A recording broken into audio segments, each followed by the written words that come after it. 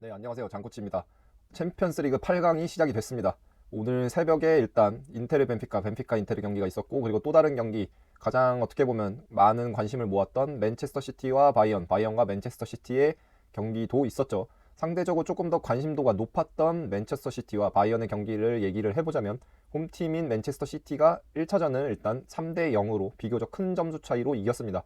반면에 경기 내용 자체는, 경기에서 벌어졌던 이 양팀의 양팀의 대결 구도 자체는 그렇게 일방적이지 않았고, 저는 되려 원정팀인 바이언이 경기를 잘한 거는 조금 더 잘했다고 보거든요. 뭐 엄청나게 큰 차이는 아니지만 5.5 대 4.5 혹은 6 대 4 정도로 근소하게 바이언이 우위였다고 생각을 하는데, 제가 항상 하는 얘기지만 이 레벨은 그 뭔가 순간의 잠깐의 디테일 차이로 경기가 갈리기 때문에, 이번 경기도 그런 디테일에 의해서 3대 0의 스코어가 나왔지만 바이언이 경기 자체는 나쁘지 않았다 라고 얘기를 할 수 있을 것 같습니다. 그리고 이를 토마스 투엘 감독 또한 경기가 있은 후에 기자회견에서 언급을 했는데요. 70분까지는 경기가 굉장히 박진감이 넘쳤고, 보는 입장에서, 감독 입장에서도 즐거웠다라고 얘기를 했는데, 3대 0으로 경기를 졌는데, 0대 3으로 졌는데 도대체 뭐 때문에 즐거울 수가 있었는지에 대해서 한번 얘기를 해보도록 하겠습니다. 네, 우선은 경기가 맨체스터 시티의 홈에서 펼쳐졌다는 점, 그리고 맨체스터 시티가 지공을 가장 큰 무기로 한다는 점을 감안해야 되기 때문에, 맨체스터 시티가 후방에서부터 공격을 전개할 때 바이언이 어떤 식으로 전방에서부터 수비 과정을 가져갔는지에 대해서부터 먼저 얘기를 해보도록 하겠습니다. 맨체스터 시티의 경우에는 약간은 특이점이 있었던 것이, 이번 시즌 특히 최근 경기들을 보게 되면은 스톤스가 오른쪽 풀백으로 나오는 경기가 굉장히 많죠. 스톤스가 오른쪽 풀백으로 나오는 경기가 굉장히 많아서, 스톤스가 수비를 할 때는, 그러니까 백포를 구성할 때는 라이트백에 있다가 공격 국면, 팀이 공격을 가지고 지공을 할 때는 이제는 너무나도 잘 알려져 있는, 영어 표현으로는 뭐 인버티드 풀백, 그러니까 안쪽으로 좁혀 들어온 풀백 역할을 해서, 이번 경기에서 바이언처럼 지금 보실 수 있는 것처럼 4-2-3-1의 형태로 수비 진영을 갖추는 팀을 상대로는 이제 로드리와 함께 안쪽으로, 그러니까 3의 인터벌, 지금 보시게 되면은 꼬망, 무시알라, 사네, 이 세 명의 사이, 그러니까 이 셋의 사이에 존재하는 두 개의 공간에 위치를 하는 경우가 굉장히 많습니다. 반면에 이번 경기에서는 스톤스가 라이트백으로 나온 것이 아니고 오른쪽 센터백으로 나왔는데요. 오른쪽 센터백으로 나와서 수비를 할 때는 센터백 역할을 하다가, 하지만 공격을 할 때는 최근 경기들에서 나오는 것처럼, 방금 봤던 것처럼 안쪽으로 들어와서 사실상 더블 피보테, 그러니까 도블레 피보테라고 하죠. 스톤스와 로드리가 안쪽에 와서 플레이를 해서, 그래서 후방에서부터 공격을 전개하는 경우에는 지금 보실 수 있는 것처럼 아칸지, 후벤 디아스, 아케, 그리고 스톤스, 로드리를 해서 3-2의 형태를 구축하는 경우가 대부분이었습니다. 기본적으로 바이언의 경우에는 좌우 측면에 코망 혹은 사네, 그러니까 이 두 선수들은 좌우 스위칭을 비교적 또 많이 하는 편이기 때문에 왼쪽 측면에 뭐 사네가 올 수도 있고 오른쪽 측면에 코망이 갈 수도 있고, 하지만 기본적으로 두 선수는 굉장히 긴 거리, 그러니까 수비를 하다가 공격으로 전환되는 과정에서 긴 거리를 활용하는 역습에도 굉장히 능한 편이고, 짧은 거리의 역습에도 굉장히 능한 편입니다.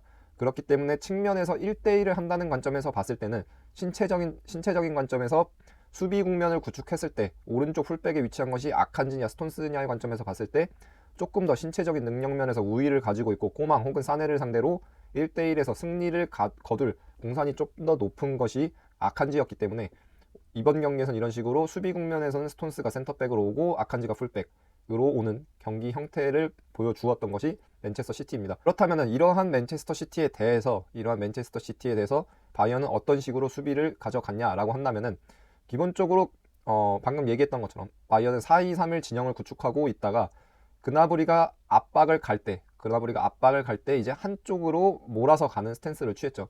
한쪽으로 몰아서 가는 스탠스를 취해서, 만약에 후벤 디아스에서 아칸지 쪽으로 공이 향한다면 여기서부터 이제 1대1이 시작되는 거죠. 고망이 와서 압박을 가져가고, 스톤스에 대해서는, 가까운 옵션에 대해서는 무시알라가 압박을 하고, 그리고 로드리에 대해서는 반대쪽 측면에 있는 사네가 안쪽으로 당겨오고, 그리고 이제 베르나르도에 대해서는 당연히 자연스럽게 왼쪽 풀백이었던 데이비스가 대응을 하면서 이런 쪽으로 이렇게 식으로 안쪽 공간으로 시프팅을 해서 1대1의 구도가 나오게끔, 그러니까 경기장을 지금 보실 수 있는 것처럼 지금 이런 식으로 경기장을 절반으로 잘랐을 때 공이 있는 쪽 사이드, 니어 사이드 혹은 스트롱 사이드에 대해서는 확실하게 1대1 구도가 나올 수 있게끔 수비를 가져갔던 것이 바이언이었습니다. 이때 굉장히 핵심적이었던 것은 무엇이냐면, 4-2-3-1로 수비를 하는 팀들의 경우에는 이런 식으로 맨체스터 시티를 수비하는 것은 사실 그렇게 특별하지 않다고 볼 수가 있습니다. 그러니까 대부분은 어느 정도의 수비 국면에서의 컴팩트함을 갖추고 수비를 잘 하는 팀들이라면은 이런 상황을 만들어서 수비를 가져가는데, 반면에 맨체스터 시티가 그런 팀들에게 지속적으로 이번 시즌 문제를 일으키고 있는 공간은 바로 어디냐면은 이 공간이거든요. 측면 사이드 채널의 공간인데, 여기서 이 공간이 왜 굳이 문제가 되냐라고 한다면은 보통은 오른쪽 측면에 베르나르도가 나올 경우도 있고 마레즈가 나올 경우도 있지만, 시티의 경우는 좌우폭, 그러니까 사이드 터치라인에 완전히 가깝게 위치한 옵션의 경우가 여기서 볼을 받으러 내려오는 경우가 그렇게 많지 않습니다. 그렇다면 볼을 받으러 내려오지 않고 어떤 식으로 플레이를 하냐, 윙은 그대로 좌우폭과 높이, 그러니까 풀백을 묶어놓을 수 있는 높이를 그대로 확보를 하고, 지금 발생한 공간으로 이제 인사이드 하프, 혹은 국내에서 하는 표현으로는 이제 메잘라가 이 측면 공간으로 빠져나와서 공을 받는 경우가 굉장히 많습니다. 이번 경기로 하자면 왼쪽 측면에서는 이제 균도간이 되겠고, 오른쪽 측면에서는 이제 데브라이너가 되는 거죠. 이때 그리고 문제가 되는 것은 무엇이냐면, 공이 오른쪽 측면으로 전개가 되었을 때 보통은 4-2-3-1에서 두 명의 이 미드필더들은, 중앙 미드필더들의 경우에는 공을 봐야 하기 때문에 시야가 이런 식으로 제한이 되는 경우가 굉장히 많습니다. 시야가 이런 식으로 제한이 되는 경우가 많고, 특히 이때 맨체스터 시티가 많이 거는 상황이 무엇이냐면, 여기서 바로 측면으로 공을 전개하는 것이 아니고 아칸지에서, 이번 경기로 하자면 아칸지에서 스톤스 쪽으로 공을 한번 보냈다가, 그러니까 이 둘 사이에 있는 공간에 있는 스톤스 쪽으로 공을 보내면서 공에 대해서 시야가 묶이게 하는 거죠. 예를 들어서 바이언으로 치자면 킴미가 스톤스를 바라볼 수밖에 없게끔, 즉 어느 정도 끌려갈 수밖에 없게끔 하고, 리턴을 받은 이후에 이때 킴미의 등 뒤, 즉 시야 바깥에 있던 데브라이너가 그 사이에 공간으로 나와서 공을 받는 상황이 굉장히 많이 벌어집니다. 이런 식으로 이번 시즌 맨체스터 시티는 4-2-3-1 혹은 4-4-2 형태로 수비 진영을 갖춰서 공격을 하는 팀들에게 굉장히 많은 문제를 일으키고 있고, 방금 전에도 얘기했던 것처럼 오른쪽 측면에는 이것이 데브라이너, 왼쪽 측면에서는 균도간이 되는 경우가 굉장히 많습니다. 그리고 특히 데브라이너의 경우에는 해당 공간으로 나와서 공을 잡았을 경우에, 다 아시는 것처럼 만약에 이것이 조금 더 위치가 높아서 상대 진영에서 올라가서 측면을 빠져나와서 공을 잡았다면은 다이렉트 크로스로 올라갈 수 있는 능력을 가지고 있는 선수이고, 반면에 그리고 지금처럼 비교적 높이가 낮은 지점이라면 이제 낮고 빠르게 가는 패스로, 대각선 패스를 통해서 상대의 뒷공간을 공략하는 홀란드라든지, 혹은 여기서는 뭐 그릴리시가 될 수도 있고, 이런 식으로 굉장히 직선적인 패스에 능한 모습을 보여주는 선수죠. 그렇기 때문에 이런 식으로 플레이했을 경우에 굉장히 많은 문제를 겪을 수 있었던 것이 바이언인데, 반면에 바이언의 경우에는 이런 상황에서 크게 문제를 겪지 않았습니다. 그리고 문제를 겪지 않을 수 있었던 그 배경은 바로 무엇이냐면은, 바로 킴미가 이런 식으로 움직이는 데브라이너에 대해서, 그러니까 이거는 이미 분석이 돼 있고 사전에 훈련 과정에서도 이미 예행 연습이 되어 있는 거죠. 데브라이너가 이렇게 움직일 것이라는 것을 사전에 미리 인지하고 있었고, 공이 빠져나왔을 경우에 거의 여기서 공이 앞으로 전개되는 상황을 허용하지를 않았습니다. 그러니까 다시 한번 얘기하자면, 계속해서 공과 가까운 쪽에서 1대1 상황이 이어질 수 있게끔 모든 선수가 준비가 되어 있던 것이라고 볼 수가 있습니다. 어디서요? 공이 위치한 경기장 절반, 이 절반만큼은 확실히 스트롱 사이드, 그러니까 수비하는 팀 입장에서 강한 쪽 사이드가 되게끔 선수들이 사전에 맨체스터 시티가 어떻게 움직이고 어떻게 공격을 하는지 준비가 되어 있었다고 볼 수가 있겠습니다.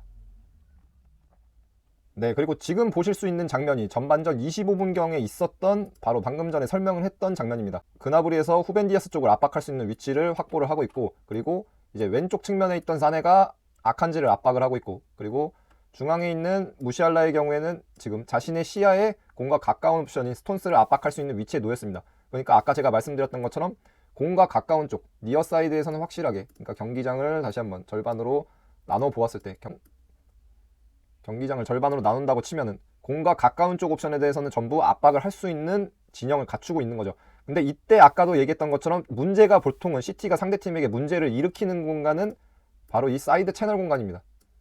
바로 이 측면 사이드 채널 공간이고, 이 사이드 채널 공간이고, 보통은 여기로 측면으로, 그러니까 떨어져서 중앙에 있다가 측면으로 빠져나와서 플레이하는 것이 지금 보실 수 있는 것처럼 데브라이너인데, 데브라이너가 빠져나와서 공을 받았을 때 지금 바로 뒤에서 킴미가 완전히 타이트하게 맨마킹을 가져가는 것을 볼 수가 있죠. 여기서 아칸지에서 공을 데브라이너가 건네받기는 하지만 결국에는 건네받더라도 킴미의 맨마킹이 달린 상태에서 앞을 보고 공을 받을 수 없고, 결국에는 등을 지고 공을 받아야 하기 때문에 유효하게 앞으로 공격을 전개할 수가 없게 됩니다. 경기 내내 시종일관 킴미는 이런 식으로 데브라이너를, 측면으로 빠져나오는 데브라이너를 완벽하게 가깝게 막는 모습을 잘 보여줬습니다. 네, 그리고 그 이후에 있었던 전반 44분경 있었던 상황의 경우도 마찬가지입니다. 공이 있는 아칸지에 대해서, 지금 보시면 공이 있는 아칸지에 대해서 왼쪽 측면에 꼬망이 압박을 가하고 있고, 그리고 중앙의 경우에는 이제 그나브리가 후벤 디아스에 대해서 압박을 가하고 있고, 중앙에서는 또 이제 2선이죠. 2선에서는 공과 조금 더 가까운, 지금은 물론 로드리도 오고 있기는 하지만 공과 조금 더 가까운 쪽에 있는 오른쪽 피보트였던 존 스톤스를 무시할라가 쫓고 있고, 그리고 마찬가지로 또다시 측면의 공간이 열렸을 때, 측면 사이드 채널 공간이 열렸을 때 중앙에 있다가 측면으로 떨어져 나오는, 빠져나오는 데브라이너의 움직임을 여전히 킴미가 확실하게 쫓고 있는 것을 확인할 수가 있습니다. 그러니까 이런 식으로 수비가 계속해서 이어지다 보니까, 아무래도 맨체스터 시티 입장에서는 계속해서 자신들의 진영에서 공을 끌어올리는 것 자체가, 그리고 빈도 자체가 적을 수밖에 없었다고 할 수가 있습니다. 맨체스터 시티가 후방에서부터, 자신들의 페널티 박스 인근에서부터 공격을 전개할 경우에 이를 비교적 효율적으로 잘 제어해냈고 무력화시켰던 바이언이었지만, 이를 완전히 100% 막아낸다는 것은 사실 불가능한 상황이었고, 특히 맨체스터 시티의 경우에는 해당 과정을 통해서 공격을 전개하다가 스로인이 되었을 때, 즉 스로인이 되었을 경우에는 세트 플레이이기 때문에, 세트 피스이기 때문에 공격하는 팀의 입장에서는 원하는 대로 위치를 갖춰 놓을 수가 있었고, 그리고 반대로 바이언의 입장에서는 공보다 낮은 지점에, 그러니까 예를 들어서 스로인이 진행이 됐다고 하면 바이언 입장에서는 공보다 낮은 지점으로 내려가야 했기 때문에, 해당 상황에서는 스로인이 진행되는 상황 같은 경우는 어쩔 수 없이 맨체스터 시티가 지금 보시는 것처럼 미들서드 인근까지, 지금 제가 점선으로 표시를 해놨는데 미들서드 인근까지 어느 정도 허용할 수밖에 없었습니다. 그리고 여기까지 미들서드까지 공이 전개되었을 경우에는, 진영을 맨체스터 시티가 끌어올렸을 경우에는 바이언도 어느 정도 문제를 겪을 수밖에 없었는데요. 기본적으로 바이언이 문제를 겪을 수밖에 없었던 이유는 구조적인 이유라고 볼 수가 있습니다. 4-2-3-1의 형태로 수비를 가져갔던 바이언에 대해서 맨체스터 시티는 아까 얘기했던 것처럼 최후방에서 3-2, 스톤스, 로드리 2의 형태로, 3-2의 형태로 공격을 전개했기 때문에 여기서부터 문제를 줄 수가 있었는데, 구체적으로 조금 더 얘기를 하자면은 2선을 구축했던, 그러니까 3에서 2선을 구축했던, 특히 2선에서 중앙에 위치했던 무시알라에 대해서 스톤스와 로드리가 2대1의 수적 우위를 가져갈 수 있었다는 부분입니다. 아칸지가 오른쪽 측면으로 조금 더 나와서 공을 받게 되고, 여기서 스톤스에게 공을 받게 될 경우 기본적으로 아칸지에서 스톤스로 넘어올 때 여기서 2대1의 수적 우위가 발생을 하게 되고, 무시알라가 여기서 가담을 해서 수비를 하더라도 여기서 다시 한번 무시알라에 대해서 스톤스와 로드리가 2대1의 수적 우위를 확보할 수가 있습니다. 전방에서 수비가 진행되는 경우에는 사네가 안쪽으로 좁혀 들어와서 완전히 공간을 막을 수가 있었지만, 지금 같은 경우에는 이미 상대가 미들서드로 진입을 했기 때문에 블록을 갖춰서 킴미와 사네의 경우에는 자신들의 등 뒤에 있는 균도간을 견제해야 했고, 특히 왼쪽 측면의 경우에는 원어원에 능한 그릴리시의 경우도 존재했기 때문에 사네는 만약에 그릴리시에게 공이 갔을 경우에는 파바르와 함께 2대1을 형성해서 여기서 수적 우위를 가져가야 했던 의무도 있었기 때문에, 퍼스트 서드에서부터 압박을 했던 것처럼 전진해서 안쪽으로 좁혀들어서 로드리를 막는 것은 사실상 힘들었고, 그러면서 맨체스터 시티는 무시알라에 대해서 스톤스와 로드리가 2대1의 수적 우위를 확보함으로써 여기서부터 공격을 풀어나갈 수가 있었습니다. 특히 맨체스터 시티 입장에서 바이언에게 문제를 일으켰던 공간은 오른쪽 측면이었는데요. 첫 번째 득점 장면이 나왔던 것 또한 베르나르도 실바가 위치한 오른쪽 측면이었습니다. 이런 식으로 이미 미들서드로 진입한 이후에 앞을 보는 선수를 확보했을 경우, 그리고 이를 통해서 만약에 데브라이너에게 가는 옵션을 막기 위해서 코만과 고레츠카가 좁혀 들어왔을 경우 스톤스 혹은 아칸지는 여기서 이제 베르나르도 실바에게 나가는 패스라인을 확보할 수가 있게 되죠. 그리고 베르나르도 실바가 공을 잡았을 경우에는, 베르나르도 실바는 제가 다른 영상에서도 언급을 했지만 공간이 좁아졌을 경우에, 그리고 그냥 좁아진 것도 아니고 극단적으로 좁아졌을 경우에 되려 질적인 우위가 굉장히 잘 발현이 되는 선수입니다. 그렇기 때문에 바이언은 제가 방금 전에 얘기했던 왼쪽 측면의 그릴리시를 막는 관점에서도 마찬가지였지만, 보통 베르나르도 실바가 오른쪽 측면에서 공을 가졌을 경우 보통은 고레츠카 혹은 이제 중앙에 있던 킴미가 와서 수비를 가져가는 경우가 많았고, 이런 식으로 측면으로 공이 전개되었을 경우에는 데이비스와 고레츠카가 와서 2대1을 형성하는 경우가 굉장히 많았습니다. 특히 페널티 박스 근처에서 이런 식의 상황을 형성하는 경우가 굉장히 많았죠. 반면에 이때 이런 식으로 2대1을 형성했을 때 이제 또 문제가 되었던 것은 무엇이냐면, 고레츠카 혹은 킴미가 막아야 했던 데브라이너가 프리 상태로 풀린다는 거였습니다. 2대1로 상대적으로 기회비용이기 때문에 좁은 공간에서 기술적 우위가 있는 베르나르도를 막는 것을 택할 수밖에 없었던 바이언이지만, 이 경우에는 데브라이너가 되려 프리로 풀리면서 이번 경기에서는 공을 가지는 베르나르도 실바의 뒤로 돌아 나와서 오버랩을 감으로써 수적으로 보면은 2대2로 동위 상황, 2대2로 지금 보시게 되면 2대2로 동위의 상황이지만, 여기서 2대2 상황을 계속해서 풀어나가는 경우를 많이 볼 수가 있었습니다. 특히 데브라이너가 다양하게 가까운 오버랩을 갔을 때, 특히 지금보다 조금 더 내려가서 페널티 박스까지 내려갔을 경우에 베르나르도 실바가 기본적으로 2명을 픽스해서 자신에게 고정하고 있기 때문에 오버랩을 해서 돌아 나와서 거의 엔드라인까지 가서 여기서 가까운 포스트로 크로스 혹은 이제 먼 포스트로 크로스를 시도하면서 위협적인 상황을 많이 만들어냈던 것이 맨체스터 시티였습니다. 네, 그래서 방금 얘기했던 상황을 전반전에 있었던 구체적인 예시를 통해서 또 조금 상황을 알아보도록 하겠습니다. 베르나르도 실바가 공을 가졌을 경우에는 바이언은 기본적으로 지금 보시는 것처럼 2대1을 무조건적으로 거의 가져갔다고 봐야 됩니다. 지금 상황에서는 데이비스와 고레츠카가 베르나르도 실바에 대해서 2대1을 가져가고 있고, 그리고 이로 인해서 프리로 풀려있는 데브라이너가 보이죠. 그러니까 사실상 따지고 보면은 기본적으로는 조금 더 화면을 넓혀봐서 공에 관여되는 상황으로 보았을 경우에는 2대2 상황이 벌어지고 있는 것이지만 베르나르도 실바가 2명을 자신에게 동시에 고정시켰기 때문에 여기서 데브라이너는 프리로 풀릴 수가 있었고, 여기서 공을 건네받은 데브라이너는 이제 세컨 포스로, 그러니까 이거는 사실 2대2 상황에서의 이제 교과서적인 플레이거든요. 교과서적인 플레이여서 2대2 상황에서 공을 가진 선수가 공보다 후방에 있을 경우에 공을 건네받았을 경우에는 원터치로 다이렉트로 해서 먼 포스 쪽으로 크로스를 가져가는 것이 보통은 모범적인 플레이라고 할 수가 있습니다. 그리고 영상 초반에서도 언급을 했지만 데브라이너는 이런 플레이에 굉장히 능한 선수죠. 원터치로 페널티 박스 근처에서 강력하게 크로스를 올리는 것에 굉장히 뛰어난 모습을 보여주는 선수인데, 지금 보시게 되면은 크로스가 올라갔을 때 이를 피니싱할 수 있는 옵션도 이미 3명이 확보가 되어 있는 것을 볼 수가 있습니다. 그래서 이 선에서 침투하는 균도간이 있고, 그리고 가장 위협적인 옵션이라고 할 수 있는 홀란드가 있고, 그리고 먼 포스트에서 수비 시야 밖에서 들어오고 있는 그릴리시의 존재 또한 볼 수가 있죠. 네, 그리고 지금 상황의 경우에도 마찬가지입니다. 아까 제가 예시를 들어드렸던, 그러니까 작전판 화면에서 예시를 드렸던 화면과 동일한 상황이죠. 마찬가지로 오른쪽 측면에서 베르나르도 실바가 공을 가지고 있었고, 직전 상황까지 공을 가지고 있었고, 고레츠카와 데이비스가 베르나르도 실바에게 고정이 되어 있었기 때문에 동일하게 2대2 상황이지만 오버래핑을 시도한 데브라이너가 프리 상태에서 이제 공을 건네받고 있고, 그리고 마찬가지로 여기서도 데브라이너는 크로스 플레이를 가져갈 수가 있게 되죠. 크로스 플레이를 가져갔는데, 반면에 이번에는 엔드라인 가까운 쪽까지 갔기 때문에 가까운 포스트를 겨냥해서 플레이를 하게 됩니다. 그리고 마찬가지로 맨체스터 시티는 이러한 크로스가 올라왔을 때 피니싱을 가져갈 수 있는 옵션이 이미 2대2 상황에서 확실하게 준비가 되어 있는 것을 확인을 할 수가 있죠. 그리고 이제는 첫 번째 득점, 로드리의 환상적인 왼발 중거리 슈팅이 있었던 장면입니다. 해당 슈팅이 발생하기 직전의 상황이라고 할 수가 있는데요. 이 상황도 결국에는 마찬가지라고 볼 수가 있습니다.